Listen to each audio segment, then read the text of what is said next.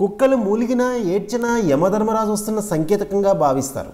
వాసన చూసి ఎలా చోరుల్ని గుర్తిస్తాయో అలానే మానవులకి కనిపించిన అనేక దివ్య దుష్టశక్తులు కుక్కలకి కనిపిస్తాయట. కుక్కలు అలా ప్రవర్తించినప్పుడు చాలాసార్లు చాలా చోట్ల మరణాలు కూడా సంభవించాయని అంటూ ఉంటారు.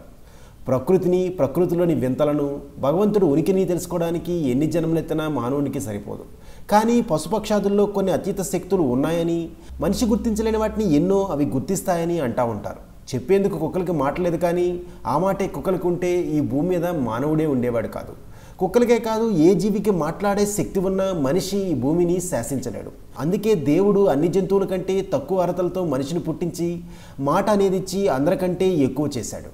కాబట్టి ప్రకృతిలోని జంతువులను తక్కువ అంచనా వేయకుండా వాటి సైగలను అర్థం చేసుకోగలిగితే అనేక విషయాల్ని మనం తెలుసుకోవచ్చు.